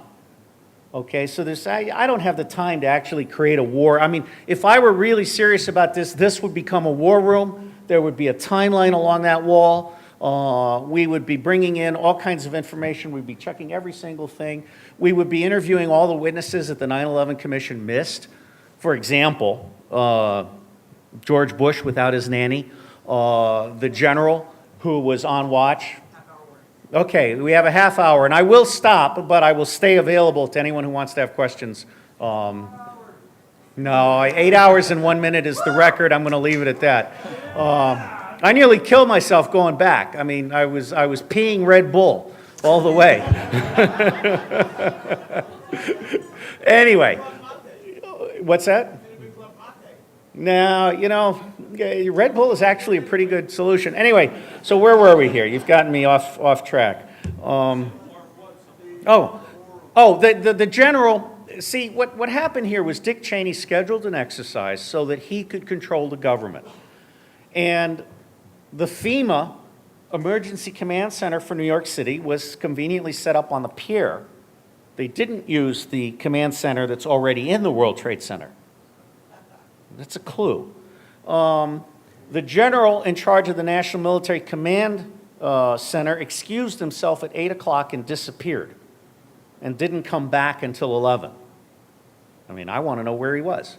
So bottom line is, I am fairly convinced that Dick Cheney knew 9/11 was going to happen, that he organized a government-wide counterterrorism exercise, that Army Pentecostals and maybe Boykin were a huge part of getting this stuff to happen.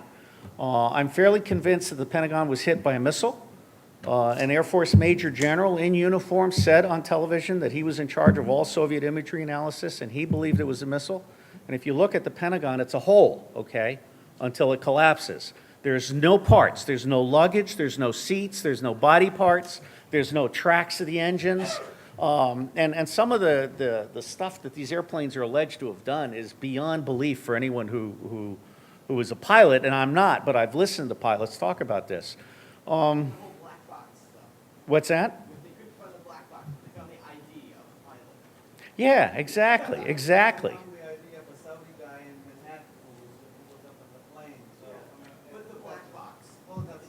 Well, see, but what's fascinating to me is those of us that read and think can pick this apart, but the larger public is just amazing.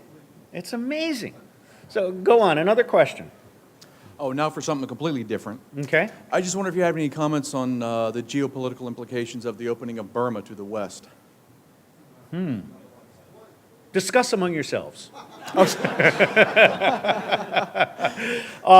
First off, Burma hasn't opened to the West. I mean, Well, I'm my glad- impression is that it seems to be coming because there was an election held last fall that seemed, to put a more democratic government in place, and that seems to be what. I think history has its own timeline. And the book that I recommend for people who really want to understand what's going on in the world is Ambassador Mark Palmer's book, Defeating the Real Axis of Evil. I mean, it's a simple book that outlines the 44 dictators on the planet, only one of whom, well, now Egypt, okay. So basically, there's still 40 dictators on the planet, and we still have a two-party tyranny in the United States. The United Kingdom is hosed. I mean, the city of London, the Queen just got hit for having her money in a bank that's running drugs into the U.S. She was not happy. I mean, what? I don't know, but whatever bank the Queen of England was using was apparently a big pusher for the dope. There's an excellent book on the UK dope stuff coming into, I like Progressive Press, I think it's called. They've put out a number of interesting books. All this stuff is out there. I think democracy will find its way, but education has to come first. And so I'm not looking for a silver bullet exactly, but I'm really, really interested in the idea that one handheld device, however simple it might be, can connect a person to answers. And I mean, some of the stuff that's being done with SMS text to get prices and stuff. And then, of course, how many of you have heard of international crisis mapping? It's absolutely spectacular, okay? Patrick Muir is one of the geniuses of our era. And so what you have now is when Haiti happens or other things happen, all of a sudden the cell phones start texting in Swahili or Creole or whatever, and someone in the diaspora that also speaks English is then plotting this stuff onto a map. So look up international crisis mapping. That's where I think we're going in terms of public education and stuff. So let me get to someone behind you now. You seem to think that we are heading towards a revolution in America. What chance do you think the American citizens have against the most powerful army ever to grace the earth? It's not the most powerful army on the face of the earth. The Vietnamese army is the most powerful army on the face of the earth. You really got to understand, and don't get me wrong, because I very foolishly turned down a backseat license in an aircraft to be an infantry officer. 4% of the force takes 80% of the casualties and gets 1% of the budget, okay? I mean, we're fucked. We're still using the Mattel toy. The M16 is a worthless piece of shit beyond 300 meters. And there's a brilliant, brilliant War College study by a major on comparing that with what the Taliban is using, which is good at 750 meters. The Chinese have a term for it from the Vietnam era, paper tiger, okay? We can't fucking move without having 3 contractors per soldier. That's not a powerful army. That is an army that has forgotten how to fight. It's an army that will not do well. It has not done well. Coinsock. I mean, Petraeus he's a nice guy, but he's a fraud. And so is that Australian, the accidental American, Kincullen. What's that? No. We used to have Marines. Now we have Army Light. And the Marine Corps has lost its integrity. I mean, General Stewart doesn't like it when I say this, but the fact of the matter is, if I were Director of Intelligence of the Marine Corps, I would be kicking the aviation general down the hall because all of the Marine Corps aircraft systems are fraudulent. They're over budget, under spec, they're worthless. Marine Corps has forgotten how to be honest. And that breaks my heart because we used to be the gold standard. But we'll see. Thank you. I don't know. Thank you. I don't know. I guess I am. But no, I mean, really, I like to say that intelligence without integrity is not intelligence. Okay? And what we have in the United States of America today is zero intelligence and zero integrity. And we all know that. And I have, I think, a fan base inside the government. I have not been interfered with, and my best sense is a third of them don't know who I am, a third of them think I'm a fucking devil, and a third of them think I walk on water and I'm a legend in my own time. I wish they'd throw money.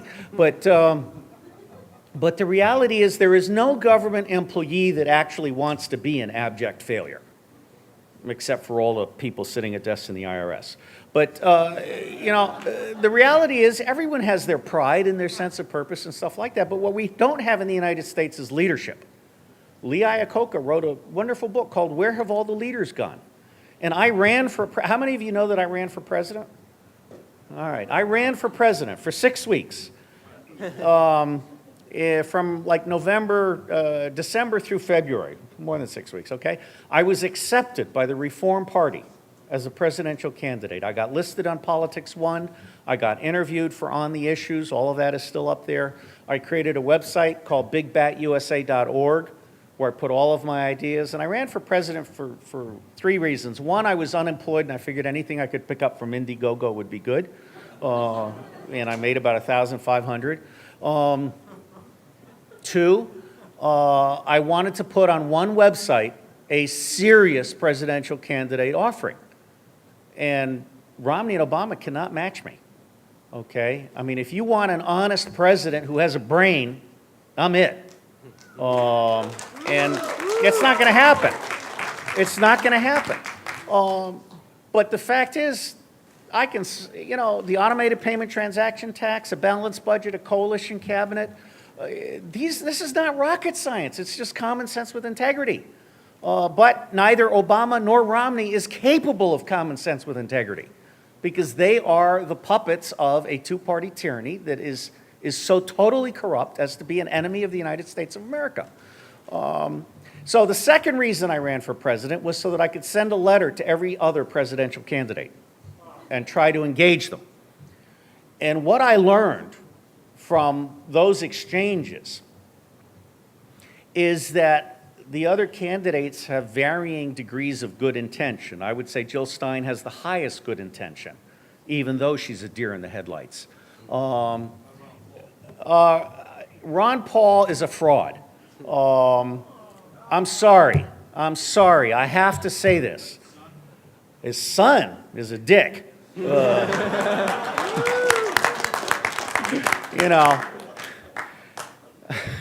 Don't make me go there. I'm trying to think of a variation on George Bush born with a silver foot in his mouth, and Rand was born with a silver corn cob.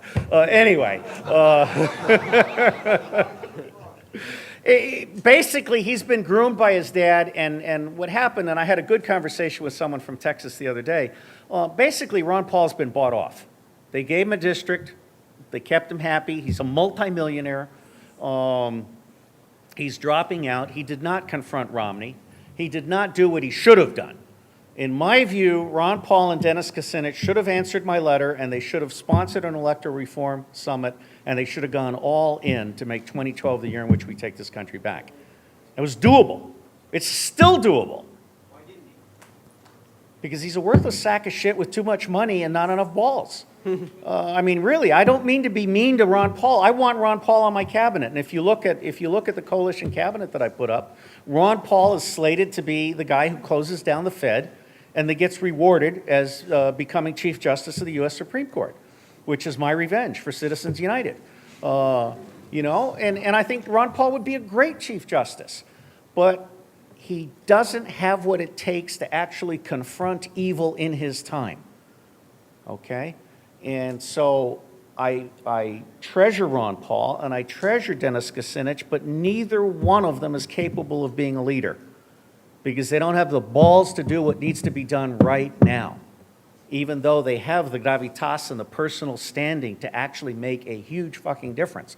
Imagine if Ron Paul and Dennis Kucinich sponsored an electoral reform summit and got Rocky Anderson and Gary Johnson and Buddy Roemer and Cynthia McKinney and Jill Stein and Victor whatever from the Constitution Party to show up, it's game over. Because there's a statement of demand, There is a 11-point Electoral Reform Act that we all created. It's game over. We say you pass this act, which is within Congress's power, you pass this act within 30 days from today, or we're going to burn your fucking office down. Okay? This is not rocket science. But I can't get anyone to listen to me. Yes, sir.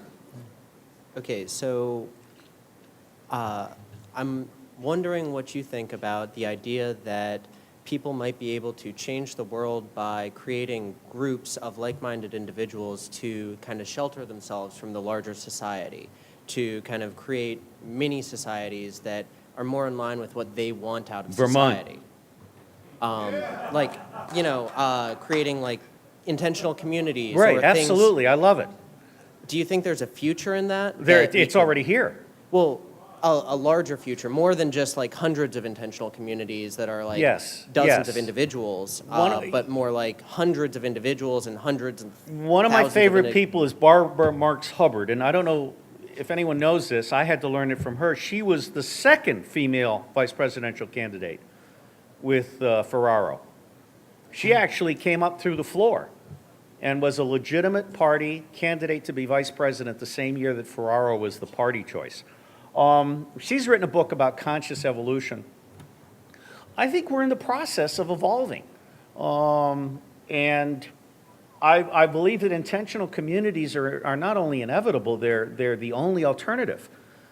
You cannot fight the U.S. government with violence, particularly now that all the local police forces have gotten addicted to Homeland Security money. They all have tanks. Yellow tanks, did you say? They all have tanks. Yeah. Tanks and SWAT teams and listening devices and heat sensors and what's that? Well, yeah, they're their own intelligence after a fashion. Dave Cohen means well, but I don't think there's a lot of intelligence in the NYPD because if there were, it would be a completely different situation. They're basically an industrial era police force. They're an industrial era intelligence operation. They're not a modern operation. And it really scares me to know that NYPD thinks it has the authority to shoot down an airplane and the capability to do so. So go on, please. I mean, how do you think we could start enticing people into a life where you kind of give up this mainstream reality? I don't think you're going to have to entice them. I think they're going to come running to you when mainstream reality fails. Well, maybe what do we do in the meantime? Because it seems to be working pretty well, or at least a lot of people seem to be happy in it. Well, here in New York City, I would start growing urban farms. I mean, this costs a lot of money. What's that? It costs a lot of money to get real estate in New York. I mean, no, it doesn't. Rooftop gardens. Only if you can find the right roof. Well, come on, stop making excuses. There's a wonderful woman. There's all this wonderful land that we could buy right outside the city, too. There's a wonderful woman, a black woman, I think, from Brooklyn, who gave a briefing at Bioneers a couple of years ago. And there's actually a movement to try and turn rooftops into gardens. I think that's worth pursuing. You can also do hydroponics. There's a Swedish or Norwegian outfit now that sells a $200 rooftop hydroponics kit. And so you can start growing stuff there. And I'm not ready to do that. I'd rather do a sailboat and be ready to just cast off. And deplete fisheries? You see, part of the problem is I've still got to put 3 kids through college.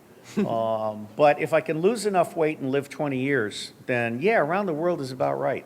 With a sniper rifle for the occasional Somali pirate. Because this boat, I'm going to have a webcam and a night vision thing up on the top of the mast. And you come within 1,000 meters of me, you're fucking toast. Okay. But that's just dreaming right now. That's just dreaming. But I love boats. Anyway, let's get the last question. I think we've got 15 more minutes. And I will also tell you I've set a new record tonight. 2 hours is the longest I have ever gone without peeing. What are your thoughts on the United Nations Action Plan for Sustainable Development, also known as the Blueprint for Global Action, in every area where humans directly affect the environment, called Agenda 21? Okay. If there's any one network that is more corrupt than the U.S. government, it's the United Nations. And a real part of the problem with the United Nations, I actually thought I was going to work for them for the rest of my life, and I was going to create their intelligence agency and make them smart, but that wasn't meant to be. The Secretary General of the United Nations has zero authority over all the specialized agencies. Okay? Those are all little fiefdoms, and they're all in incestuous relations with their funders, and they're all doing things that don't work.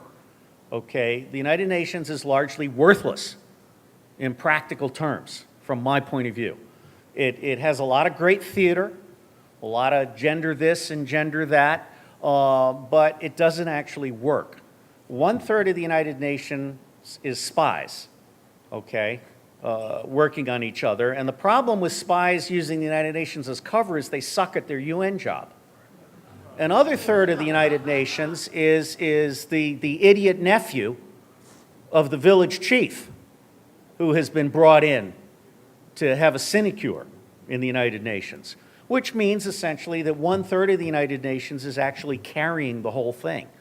Okay, so the UN is a total clusterfuck. Now, I also think that the UN is basically theater. Okay, it's like NATO in a way, although NATO's become more dangerous lately. It doesn't have its own intelligence. It doesn't have its own way of getting at the facts. It's reliant on the member states telling the UN what reality is.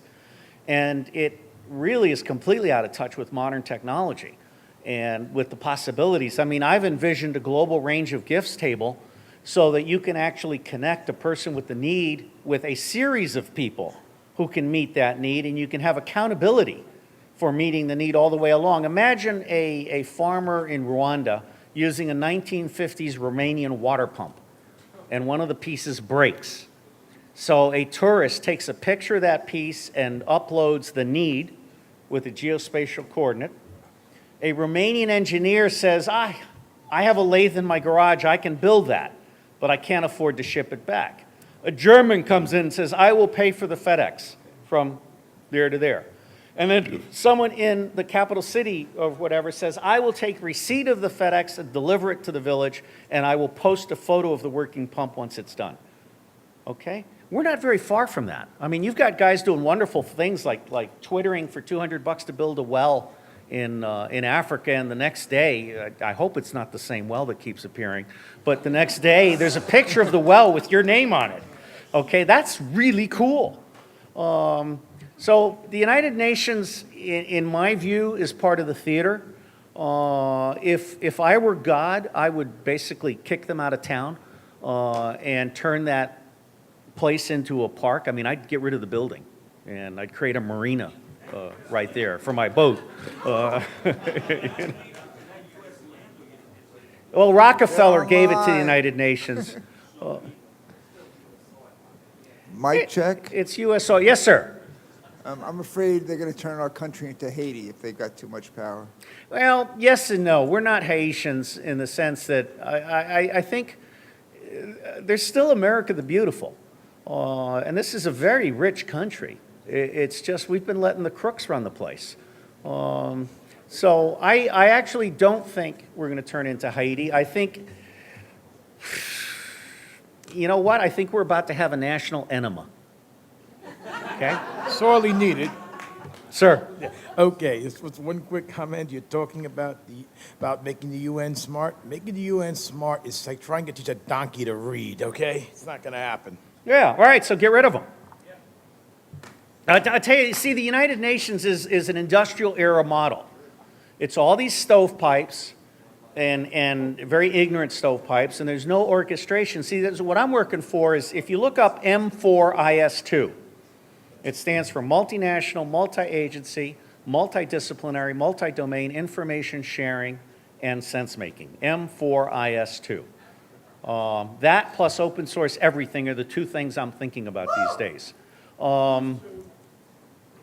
Drink. So those are the two things I'm thinking about. And what this really boils down to is we're about to start realizing that all these experts, all these think tanks have their head up their ass. And it's time to actually get real people to connect with real facts and have real solutions that are tangible. We've been sold a bill of goods. I mean, you know, all these financial derivatives, Bill Greider, 10 minutes. Or is that 10 seconds? Minutes, okay. No. I really do have to pee in exactly 10 minutes. No, you look kind of threatening and menacing, and you know. Okay. So what I think is actually happening here is we're getting very close to the point where we can swarm a problem with the right knowledge, the right mix of people, the right skills, and so I'm actually an optimist. And I'm not angry at the U.S. government. Again, it's good people trapped in a bad system. Now, Jim Clapper had a chance to make me a special assistant for innovation, but I guess I scared him. So sorry about that. But I think it's going to happen anyway. And my chapter, 2012 preprint, The Craft of Intelligence, is as good as I can get on where I think we're going. And I will tell you, the future of intelligence is not federal, not secret, not expensive. It's us. So I'm actually feeling pretty positive. It's too bad digital money doesn't burn. I personally think, I mean, John Raymer did something with Intera. I personally think we should move all money into community banks. All money should be asset-based. All loans should be local. All absentee landlords should suffer eminent domain repossession. And I basically believe that we're going to start bartering in a very sophisticated way. And we're going to start putting money out of business. So, for example, there are people that are now buying a season's crop, you know, of mixed things. So I'm excited. I mean, I really. It's giving me a hard on just thinking about this. You know? It's not you, and I'm not looking at you. I'm not looking at you. I'm looking at the babe that just flashed me from the back. Okay. All right. How about one more question, and then we'll break up. There's one more guy behind me. Yeah. So No, I'm two. not rushing you. Okay. Okay. Two more questions. Mine's pretty simple. Well, not. I don't know. What do you think about like pop music and like the mechanisms of control, or I don't know. What do you? I think music is both a control measure and a liberating feature. One of the stupidest things we've done in schools is shut down art and music because that is actually part of the creative process. I don't know. I mean, I really, my third son likes country and western, which was a huge surprise to me. No. Come on, Patsy Cline singing Crazy? I mean, you know, that is... All right, okay. Next question. Hello. All right. I am a product of the broken American university system. And I've learned that America has historically maintained their disparity. America has always raped the land. They've always pillaged. The reason America, we're essentially separatists who did not want to pay a tax. America kept the door open. You know, in World War II, America has never been a good guy. So are you saying that America is, as we are today, is a result of a select few in office? Is it not the result of its people who put them there? Is it not a result of everyone in this room? Are we not at fault for the sins of our country? Yes. And I like the point that you've made. It's a very important point because I tell people that if we don't impeach our government, then the rest of the world should hold us accountable. And the crimes that Bush, Cheney, and Obama, Biden. But it's not about the government. It's about our people. It's a fundamental mindset which we have. It is. It's wrong. Yes, it is. Yes, it is. So and then we why not genocided blame- the Indians, and we've totally fucked over the blacks, and now we've totally fucked over the whites. So now we'll have a revolution. So it took us, so we finally had to fuck ourselves before we could finally realize how fucked we were. I don't want to watch that. It's happening though. Everyone in this room. Well, yes and no. You know, can say I how mean, smart we are. You can say, we're smart. Everyone else is stupid. No, But- actually, a taxi driver in South Africa knows more about this country than most people in the United States. I believe it. No, look, I can't. You can't get me mad at the USA. I'm pretty pissed off at I'm the USA. shocked. I'm shocked and I'm ashamed of a lot of things, but the actual heart of this country, I think, is very, very good. And Washington is not at all representative. What? We're founded on disparity. Okay, take it outside. Take it outside. Next question. Okay. I like your shout out for Vermont, which is where, I guess it's my adopted home state now. I bank at a local bank. It's a co-op. They do a lot of house loans. I've shaken the hand of the senator that represents me, Bernie Sanders, a great guy. But see, I'd vote for him for president. Oh, yeah, but sure. He needs the coalition cabinet and all this other stuff, and he doesn't want to be bothered. So, so Vermont's a great place, but everybody else, don't go there. There's a lot of black flies. It gets cold. You don't want to go there. Okay, but my question is, just as when the Soviet Union was dissolving, one of the big questions is, who's got control of the nukes? If the United States goes through a similar process, who's got control of the nukes and the other really dangerous I have good news for you. There's assets? never been an operational test of a nuclear weapon in the United States of America. Most of them will not work. And the second half of that good news is that I really rely on the common sense of the people around them. I am less worried about loose nukes than I am about loose presidents. That was really the point of my question. We have to stop now. What I'm going to do is I'm going to go to the bathroom, and then I'm going to come back out to that other room and answer any questions that anyone wants to ask. To the video temple? Okay, I'll do whatever you say. So I'm going to be on after I go to the bathroom, I'm going to be at the video temple on the second floor for an hour. Yeah. Okay, we good with that? Let me just say God bless you all. I truly love being here.